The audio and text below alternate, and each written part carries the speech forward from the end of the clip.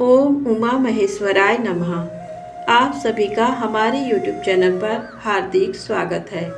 आज सुने रवि प्रदोष व्रत की पौराणिक कथा। रविवार के दिन पड़ने वाले प्रदोष व्रत को रवि प्रदोष व्रत कहा जाता है। प्रदोष व्रत त्रयोदशी तिथि पर रखा जाता है। प्रदोष व्रत के दिन भगवान शंकर और माता पार्वती की विधि विधान से पूजा की जाती है। प्रदोष व्रत के दिन भगवान शंकर और माता पार्वती की पूजा अर्चना करने से सभी तरह के दुख दर्द दूर हो जाते हैं और जीवन सुखमय हो जाता है। सावन शुक्ल त्रयोदशी का प्रारंभ आज 10:34 से, सावन शुक्ल त्रयोदशी का समापन होगा सोमवार को 7:26 पर सुबह। आज के प्रदोष काल पूजा का शुभ समय है शाम 7:14 से 9:19 तक। आइए सुने रवि प्रदोष व्रत कथा। एक समय सर्व प्राणियों के हितार्थ परम पावन भागीरथी के तट पर ऋषि समाज द्वारा विशाल गोष्ठी का आयोजन किया गया। इस सभा में व्यास जी के परम शिष्य पुराण वेत्ता सूत जी महाराज हरि कीर्तन करते हुए पधारे।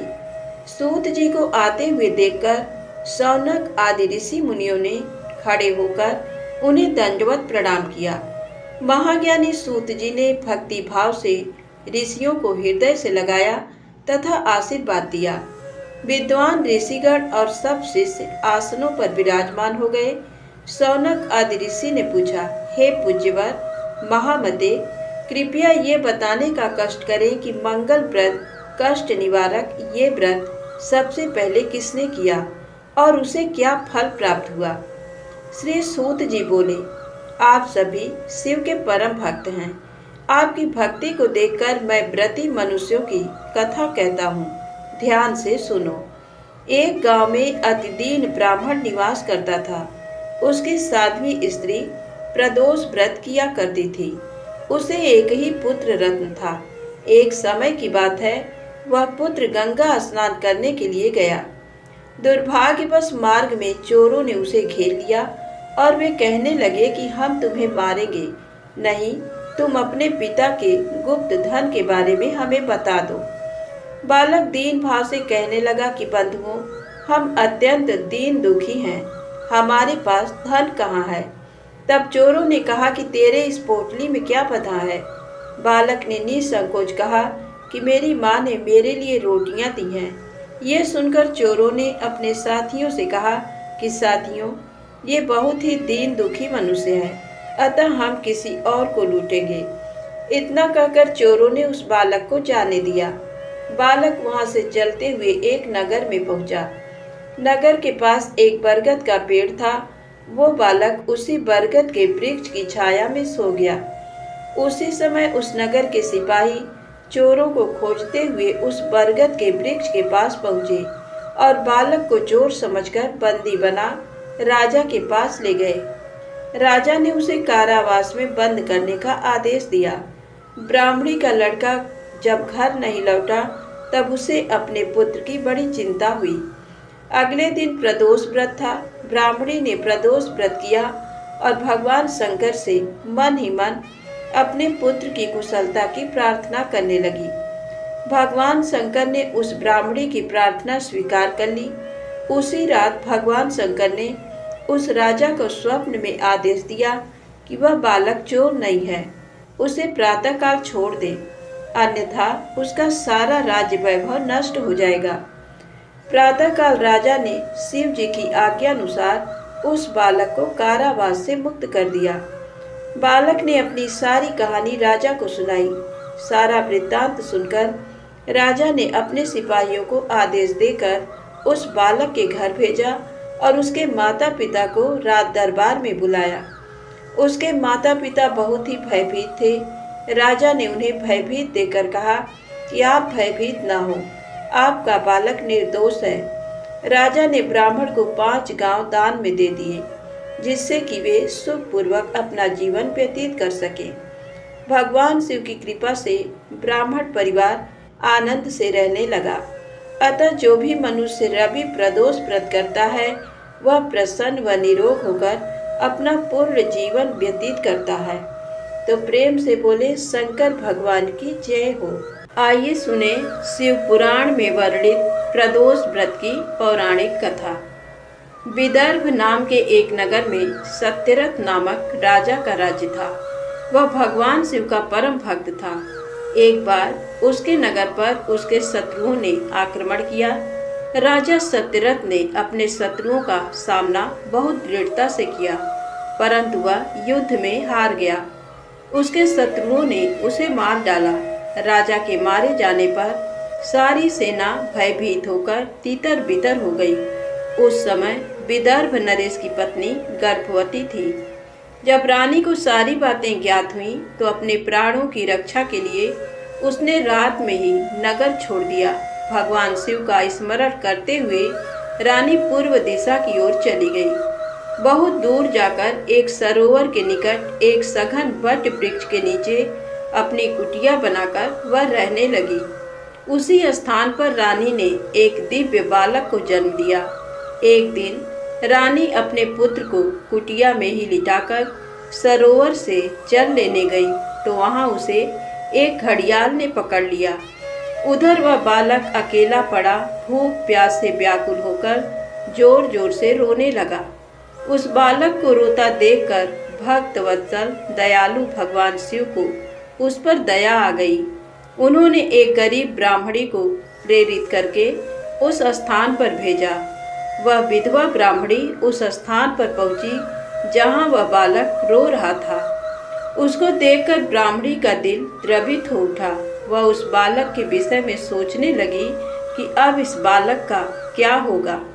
तभी भगवान शिव स्वयं भिक्षुक का रूप धारण कर वहां पहुंच गए और ब्राह्मणी से बोले, हे ब्राह्मणी, अपने मन में आने वाली शंका दूर करो। इस छोटे से बालक को उठा लो और इसे अपना पुत्र मानकर इसका पालन करो। तब उनके वचन सुनकर वह ब्राह्मणी बोली, ब्राह्मण, मैं तो स्वयं इस बालक को पालने के बारे में ही सोच रही थी, परंतु मेरा मन शंकित था। अब आपने मेरी दुविधा दूर कर दी है। अब मैं अवश्य ही इस बालक की माता बनकर इसे पालूंगी। पर मैं आपसे इतना जानना चाहती हूँ कि आप कौन हैं और कहाँ से आए हैं। ये बालक किसका है और इस सुनसान जंगल में कैसे आ गया है। भिक्षुवर, आपको देखकर मेरा मन बार बार ये कह रहा है कि आप दया और करुणा के सागर भगवान शिव हैं, जो अपने भक्त की रक्षा के लिए यहाँ आए हैं। मैं भी आपकी माया से मार्ग से भटककर यहाँ आ गई हूँ। मैं जानती हूँ कि आपकी कृपा से इसका अवश्य ही कल्याण होगा। उस गरीब ब्राह्मणी की बातें सुनकर भिक्षु रूप धारण किए भगवान शिव बोले, हे ब्राह्मणी, ये बालक विदर्भ नगर के नरेश सत्यरथ का पुत्र है, जिसे उसके शत्रुओं ने युद्ध में हराकर मौत के घाट उतार दिया है। सत्यरथ की गर्भवती पत्नी नगर से भागकर यहाँ आ गई थी। इस बालक को जन्म देने के पश्चात वह सरोवर में जल पीने गई तो वहीं उसे घड़ियाल ने अपना आहार बना लिया। शिव जी के वचनों को सुनकर ब्राह्मणी फिर प्रश्न करती हुई बोली, भगवान, किस कारण से ये बालक अनाथ और बंधुहीन हो गया है। बालक के पिता सत्यरथ को शत्रुओं ने क्यों मार दिया और किस लिए शिशु की माता को घड़ियाल ने खा लिया। मेरा स्वयं का पुत्र भी गरीब और निर्धन है, भला इसको कैसे सुख प्राप्त होगा। ब्राह्मणी के इन प्रश्नों को सुनकर भक्त वत्सल भगवान शिव अपने उसी भिक्षुक रूप में बोले, हे देवी, राजा सत्यरथ अपने पूर्व जन्म में पांड्य देश के श्रेष्ठ राजा थे। वे सदैव शिव धर्म का पालन करते और भक्ति भाव से उनकी आराधना करते थे। एक दिन प्रदोष काल में जब राजा भगवान शिव का पूजन कर रहे थे, उसी समय नगर में कोलाहल मचा। राज्य में विद्रोह फैलने की आशंका से राजा ने पूजा बीच में ही छोड़ दी। सैनिकों ने जिसे राजद्रोही के रूप में राजा के सामने ला खड़ा किया, वह और कोई नहीं, उसी राज्य का एक सामंत था। उसे देखकर पांड्य राज क्रोध में अपना आपा खो बैठे और उस सामंत का सिर कटवा दिया। प्रदोष पूजन के नियम को समाप्त किए बिना राजा ने भोजन भी कर लिया। इसी तरह राजकुमार ने भी प्रदोष पूजन किए बिना भोजन कर और सो गया। वह पांड्य राज इस जन्म में विदर्भ राज हुआ। प्रदोष में शिव पूजन को बीच में छोड़ देने की वजह से उसका वध कर दिया गया और पूर्व जन्म का उसका पुत्र इस जन्म में भी उसका पुत्र बनकर जन्मा है। शिव पूजन के बिना खा पीकर सो जाने के कारण ही वह दरिद्रता में घिरा हुआ है। इसकी माता ने भी पूर्व जन्म में छल से अपनी सौतन को मार दिया था, इसलिए उसे भी घड़ियाल ने खा लिया है। तुम्हारा पुत्र पूर्व जन्म में ब्राह्मण था और महादानी था, परंतु इसने कोई यज्ञ कर्म नहीं किए, इसी कारण से इसे भी दरिद्रता का दंड मिला है। इन दोनों पुत्रों के दोषों को दूर करने के लिए तुम भगवान शिव की शरण में जाओ, वे ही तुम सबका कल्याण करेंगे। ब्राह्मणी को सब कुछ बताकर भगवान ने अपना सत्य रूप उन्हें दिखाया।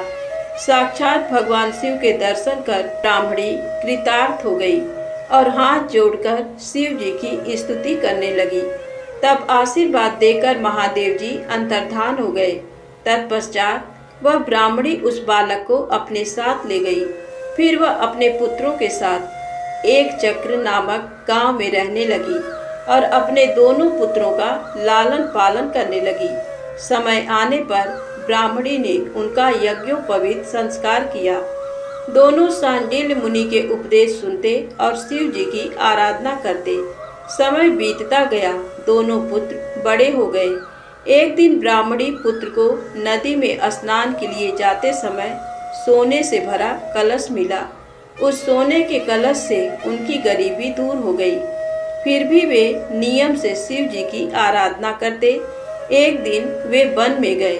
वहां एक गंधर्व कन्या अपने पिता के साथ आई और वह राजकुमार पर मोहित हो गई। उसके पिता ने उसका विवाह राजकुमार से कर अपना राज्य उसे सौंप दिया।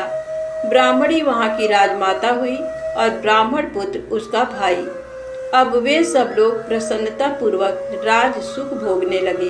प्रेम से बोले, शंकर भगवान की जय हो। आइए सुने भगवान शिव के द्विजेश्वर अवतार की कथा।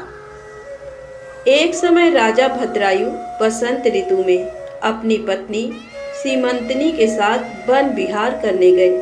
तब भगवान शिव पार्वती उस दंपति की धर्म निष्ठा की परीक्षा लेने हेतु उस वन में पहुँचे। महान लीलाधारी भगवान शिव और पार्वती जी ने ब्राह्मण ब्राह्मणी का रूप धारण किया और अपनी माया से रचित सिंह से भयभीत होते हुए राजा भद्रायु की शरण में गए और उनसे अपनी प्राण रक्षा करने हेतु प्रार्थना करने लगे। उस ब्राह्मण दंपति की रक्षा हेतु राजा भद्रायु ने तुरंत धनुष बाण उठा लिया और बाणों से उसे घायल करना चाहा, परंतु उस सिंह पर कोई प्रभाव न पड़ा। उसने झपट कर ब्राह्मणी को पकड़ लिया। वह बहुत चीखी चिल्लाई, परंतु सिंह ब्राह्मणी को बलपूर्वक घसीटता हुआ भाग गया। अपनी पत्नी को सिंह द्वारा ले जाए जाने पर ब्राह्मण बहुत दुखी हुआ और रोने लगा और राजा भद्रायु से बोला, हे राजन, आपके बड़े बड़े आयुध कहाँ हैं? तुम्हारे पराक्रम का क्या फल है? क्या आप जंगली जानवरों के आघातों से भी दुखियों की रक्षा नहीं कर सकते? दीन दुखियों की रक्षा करना राजा का परम धर्म होता है। फिर आपने अपने क्षत्रिय धर्म का पालन क्यों नहीं किया? आपने अपने कुल का धर्म ही नष्ट कर दिया है।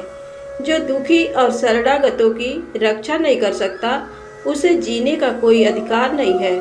कृपण, अनाथ और दीन दुखी की रक्षा करने में असमर्थ मनुष्य को जहर खा लेना चाहिए या अग्नि में जल जाना चाहिए।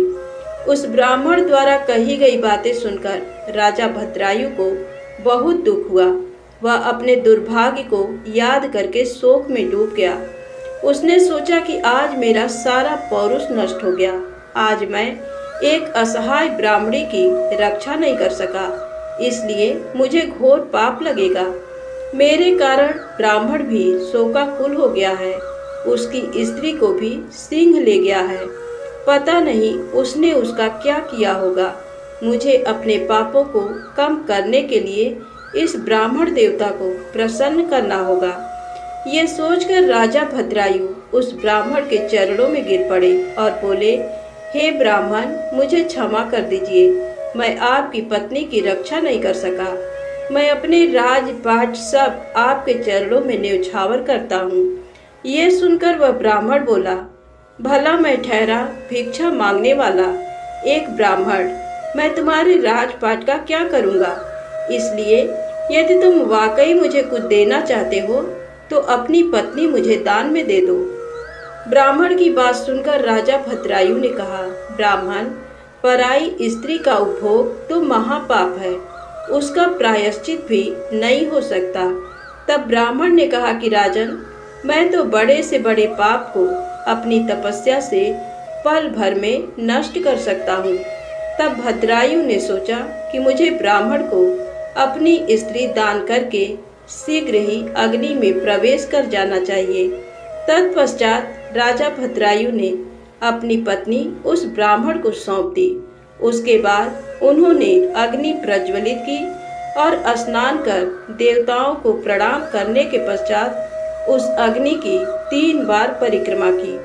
फिर त्रिलोकीनाथ भगवान शिव का ध्यान करने लगे और उन्हीं का स्मरण करते हुए जैसे ही वे अग्नि में प्रवेश करने लगे, वैसे ही द्विजेश्वर रूपधारी भगवान शिव वहां प्रकट हो गए। भगवान शिव के 5 मुख, 3 नेत्र, पिनाक और चंद्र कलाधारी सुंदर स्वरूप, जो कि करोड़ों सूर्यों के समान प्रकाशित था, देखकर राजा भद्रायु आनंद मग्न हो उठे। उन्होंने दोनों हाथ जोड़कर शिव जी को प्रणाम किया और उनकी स्तुति करने लगे।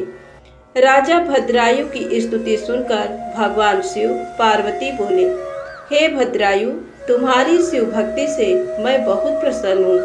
तुमने सदा मेरा भक्ति भाव से पूजन किया है, अतः तुम अपनी पत्नी सहित मुझसे वर मांगो। आज मैं तुम्हारी मनोवांछित अभीष्ट वस्तु प्रदान करूँगा। मैंने ही तुम्हारी परीक्षा लेने हेतु ब्राह्मण का रूप धारण किया था। ब्राह्मणी के रूप में स्वयं देवी पार्वती थी और वह सिंह मायावी था। तुम अपनी परीक्षा में सफल हुए हो। राजन, कहो क्या चाहते हो। भगवान शिव के ये उत्तम वचन सुनकर राजा भद्रायु बोले, हे देवाधिदेव भगवान शिव, आप सबके परमेश्वर हैं। आपके स्वरूप के साक्षात दर्शन पाकर मैं धन्य हो गया हूँ। मैं सकुटुंब आपके श्री चरणों की भक्ति करना चाहता हूँ। मैं, मेरी रानी, मेरे माता पिता आपके सेवक बनकर आपके श्री चरणों में रहें। रानी कीर्तिमालिनी ने भी अपने माता पिता के लिए भगवान शिव का लोक मांगा। दोनों को वरदान देकर महादेव जी पार्वती जी सहित अंतर्धान हो गए। राजा रानी अपने नगर लौट आए। फिर 10,000 वर्षों तक राज्य करने के पश्चात वे दोनों भगवान शिव के धाम को गए। इस परम पवित्र पाप नाशक कथा को जो कोई सुनता अथवा पढ़ता है, उसे इस लोक में सब भोग ऐश्वर्य प्राप्त होते हैं तथा अंत में भगवान शिव के लोक को जाता है। धन्यवाद। प्रेम से बोले शंकर भगवान की जय, गौरी माता की जय।